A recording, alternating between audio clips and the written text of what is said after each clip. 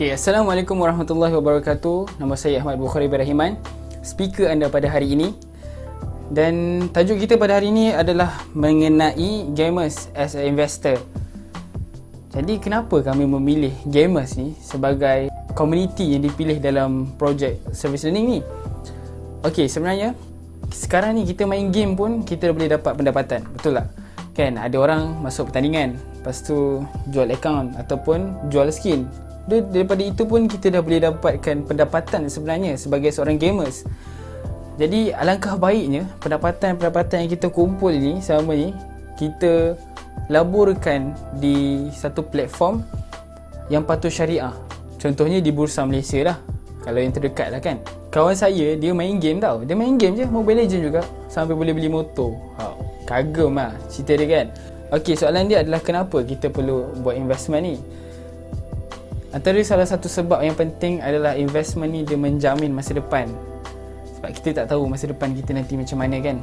Jadi investment ni dia membantu kita ataupun sebagai satu sokongan financial pada kita untuk masa depan.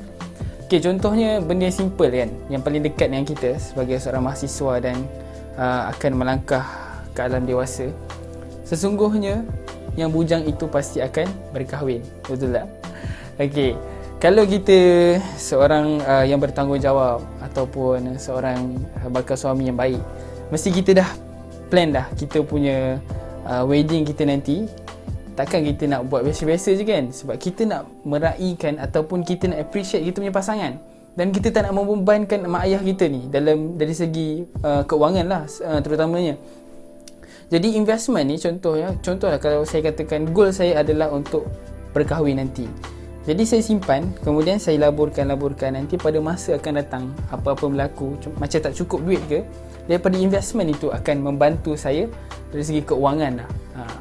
Selain daripada ilmu-ilmu kekeluargaan dan sebagainya. Okey, itu satu contoh. Okey, dia sebenarnya depends ataupun dia bergantung kepada gamers kita ni lah. Dia nak letak goal dia apa, nak beli kereta ke, rumah ke dan sebagainya. Itu atas kepada diri anda masing-masing. Jadi nak cakap dia, pentingnya investment ni dia membantu kita. Membantu kita bukan sekarang, tapi nanti akan datang, in the future.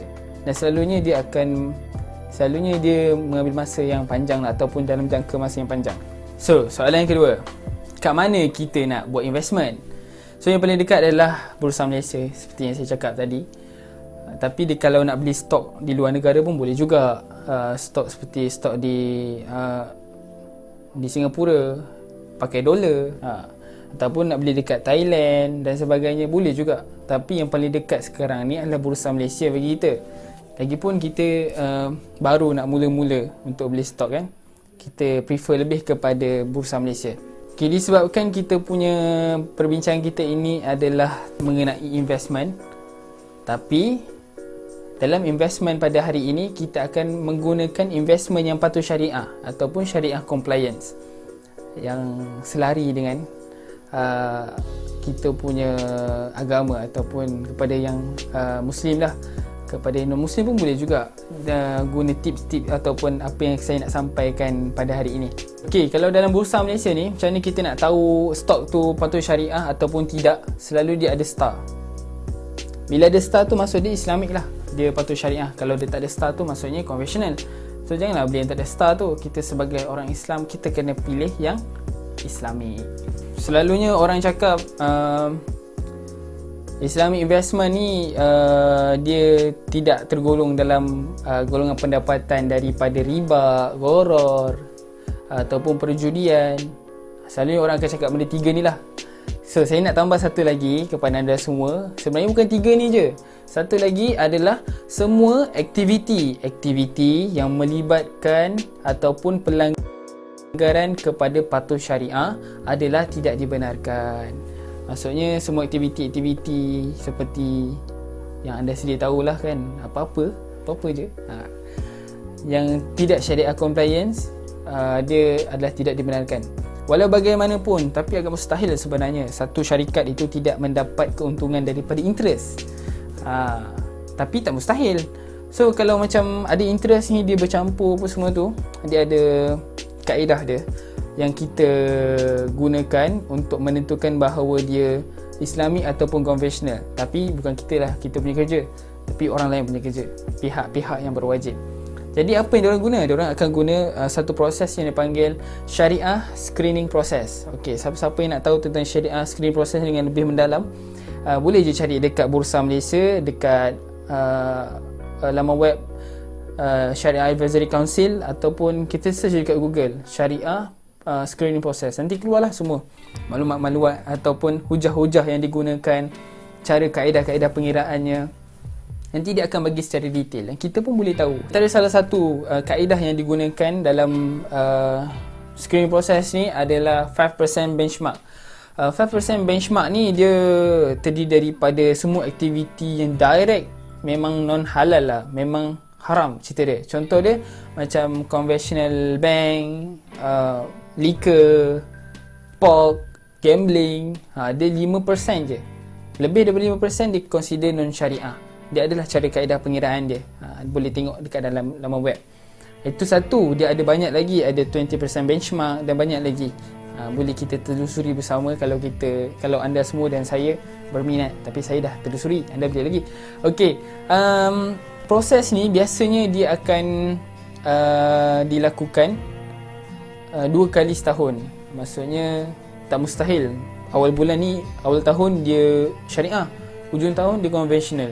Inilah usaha-usaha daripada Bank Negara Malaysia untuk memastikan bahawa stok-stok tu memang patuh syariah. Mana yang patuh syariah tu memang akan dijaga betul-betul. Jadi bukan senang sebenarnya dalam patuh syariah ni. Jadi bila ada star tu dekat stok tu, itu consider Islamic. Kita tak payah nak rungsing-rungsing ataupun kita mewujudkan sendiri koror tu sendiri. Tak perlu. Buang masa, tak perlu. Dia dah ada orang yang berautoriti yang mengira dengan lebih detail dan sebagainya. Dengan sistematik, kita memberikan kepercayaan sepenuhnya kepada mereka. Okay, yang paling penting sekali, dengan baik-baik, Islamic investment dengan conventional investment sangat-sangatlah berbeza. Dia beza ya? Beza. Jangan samakan. Okay, seterusnya jom kita belajar tentang macam mana kita nak mulakan investment ni. Okay, yang pertama sekali kita kena ada asas-asas ilmu investment, seperti macam mana kita nak baca stok tu investment tu dia Islamic ataupun tak, macam ada bintang tu kan. Lepas tu tentang graf dia, naik turun harga pasaran dia tu, supaya kita tak rugi nanti. Kita kena ada ilmu asas tu. Jadi ilmu asas ni kita boleh dapat dekat YouTube, kat mana-mana boleh kita boleh dapat. Kita search je kat Google tu. Sekarang ni banyak dah YouTuber yang willingness untuk bagi ilmu kepada kita semua. Tak perlu pergi kelas pun dah boleh dapat dah ilmu asas untuk membuat investment ni. Yang kedua adalah kita kena buka akaun CDS. Akaun CDS ni dia tidak memerlukan perbelanjaan yang besar. Macam 300 ke 400, macam nak buka akaun kena masuk deposit 200 ke. Tak perlu pun. Kita kena bayar RM11 je. Murah kan? Apa lagi? Jom kita mula investment. CDS ni stand for Central Depository System. Saya mencadangkanlah secara peribadi untuk kita register di bawah platform M+, ataupun mana-mana platform. Contohnya kalau dekat dalam bank Islam pun ada juga. Dia punya platform sendiri. Maybank pun ada. Tapi bank rakyat rasanya tak ada. Bank rakyat. Tapi boleh cek semula kan untuk kepastian. Video ni akan dilampirkan di ruang description manual untuk isi M+, register CDS punya account. Dan cara-cara untuk mendaftar ni sekarang ni mudah sebab kita tidak perlu untuk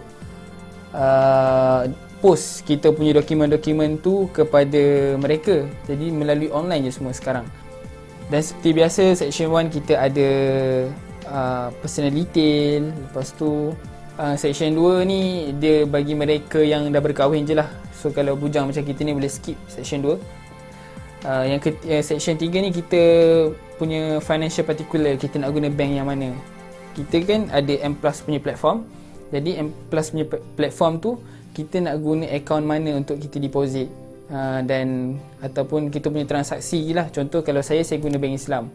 Tapi platform bawa bank Islam tu lain dengan M+ ni. Dia lain, dia berbeza. Dia platform. Lepas tu kita untuk platform M+, saya menggunakan bank Islam sebagai saya punya transaksi punya bank. Jadi dia berbeza sikit lah. Seterusnya isilah sampai habis. Bila habis tu tunggu email untuk approve. Lepas tu dah boleh beli stok. Okay, langkah yang ketiga adalah 3. Kita kena pilih sama ada kita nak jadi trader ataupun investor.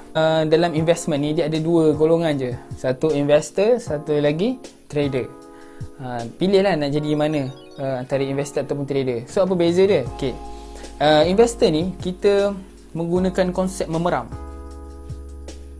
Meram tu apa So macam ni. Kita beli stok. Lepas tu kita peram stok kita tu, tak payah pun tengok kita nak jual ke beli untuk esok. Kita beli hari ni, untuk 3 tahun akan datang kita tengok, lepas tu kita jual. Dia lah menggunakan konsep memeram.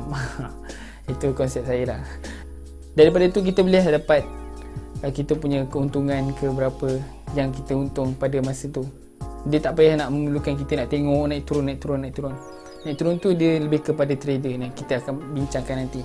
So contohnya kalau saya sebagai seorang investor, saya akan pilih satu stok yang sekarang tengah jatuh. Sebab apa? Bila tengah jatuh dia murah.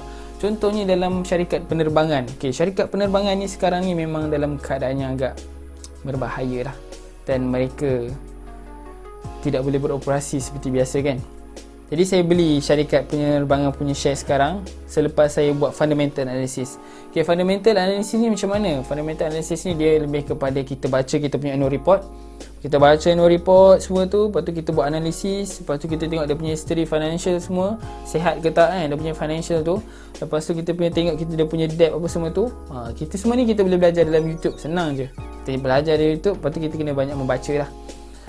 Lepas tu kita dapat buat kesimpulan bahawa ataupun assumption bahawa akan datang stok ni dia boleh bertahan masa COVID dan dia boleh melonjak naik selepas habis COVID. Saya belilah saham contohnya AirAsia kan. Saya beli AirAsia. Lepas tu 3 tahun lepas habis COVID tu saya menjangkakan bahawa stok dia akan naik. Contoh dia bila dah habis COVID semua tu dia dah boleh beroperasi secara biasa, saham dia tiba-tiba naik sampai ke RM4 contohnya. RM4 kan. So saya beli harga RM1, saya jual harga RM4. Saya dapat untung RM3. Satu share sama dengan RM3 untung. Darab dengan 1000 share. 1000 share dapat berapa? Dapat RM3000 untung. Macam tu je. Tapi dia lebih kepada long term dah berbanding trader sebab dia investor. Kalau trader pula dia macam mana? Dia macam ni. Dia menggunakan technical analysis. Maknanya dia kena tahu graf tu trend dia, bila sign ni dia akan naik, sign ni dia akan turun, sign ni dia akan mendatar. Contohnya lah. So dia kena study juga tentang technical analysis ni. Jadi technical dengan fundamental analysis ni kita boleh tengok dekat YouTube macam mana dia punya tips dia. Saya dah bagi tips dia sikit kan, contoh dia bolehlah faham kan. So kalau kita nak bincang kat sini memang lama lah, 3 jam kan. Okay, tak apa, itu kita boleh belajar sendiri nanti. Yang penting kita kena faham apa yang kita kena buat untuk kita nak mula investment ni. Kalau anda tanya saya investor ataupun trader, saya akan pilih investor. Sebab apa? Sebab saya sebagai seorang student, saya kena belajar. Saya belajar, lepas tu kalau anda sebagai seorang gamers, kita kena push rank. Jadi kita tak ada masa untuk tengok apa tu, dia punya graf tu naik turun macam trader ni. Trader ni dia perlukan masa untuk dia tengok screen tu naik turun, bila untung dia jual. Lepas tu bila rugi je dia beli. Macam tu. Itu dia trader. Saya pun tengok, sebab saya pun dah migraine kan. So tak perlulah jadi trader untuk saya, tapi untuk anda semua bolehlah pilih sama ada untuk jadi investor ataupun trader. Okey, sebelum kita akhiri kita punya perkongsian ni, kita buat summary sikit. Okay, tadi kita dah tahu kenapa kami memilih gamer dalam projek ni. Kemudian yang kedua, kita dah tahu kenapa kita mulakan investment untuk masa depan. Dan yang ketiga, apa bezanya Islamic dengan conventional investment? Sangatlah berbeza.